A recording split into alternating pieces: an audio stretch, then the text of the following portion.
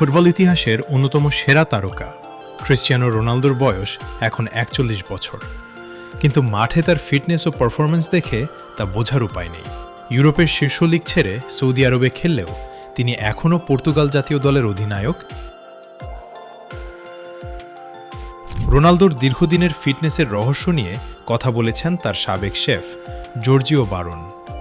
জুভেন্টাসে প্রায় ৩ বছর রোনালদোর খাদ্যাভ্যাস তদারকি করা বারন জানান, রোনালদোর সাফল্যের পেছনে কোনো বিলাসবহুল বা ব্যতিক্রমী খাবার নয়, বরং কঠোর নিয়ম ও শৃঙ্খলাই সবচেয়ে বড় ভূমিকা রেখেছে।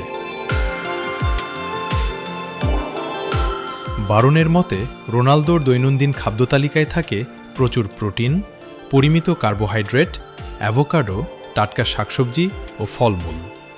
প্রোটিনের চাহিদা পূরণে তিনি নিয়মিত মাছ, মুরগির মাংস ও ডিম খান। কলিজাও তার পছন্দের খাবারের তালিকায় রয়েছে। রোনালদো খাবারের পরিমাণ নির্ধারণ করেন তার শারীরিক পরিশ্রমের মাত্রা অনুযায়ী। অনুশীলনের দিনে খান বেশি, ম্যাচের দিনে খান কিছুটা কম এবং বিশ্রামের দিনে খাদ্যগ্রহণ সীমিত রাখেন। তবে একটি বিষয় সবসময় মেনে চলেন, খাবার হতে হবে টাটকা এবং শরীরের প্রয়োজন অনুযায়ী। চিনি ও প্রক্রিয়াজাত খাবার থেকে সম্পূর্ণ দূরে থাকেন এই পর্তুগিজ মহাতারকা। ২০২০ ইউরো চ্যাম্পিয়নশিপে সংবাদ সম্মেলনে কোকা-কোলার বোতল সরিয়ে পানি খাওয়ার আহ্বান জানিয়ে বিশ্বজুড়ে আলোচনায় এসেছিলেন তিনি।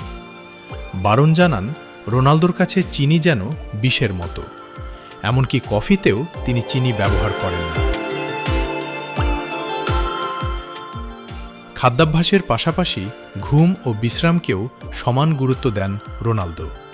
তিনি ঘুমানোর অন্তত ১.৫ ঘন্টা আগে রাতের খাবার শেষ করেন এবং নিয়মিত পর্যাপ্ত বিশ্রাম নেন।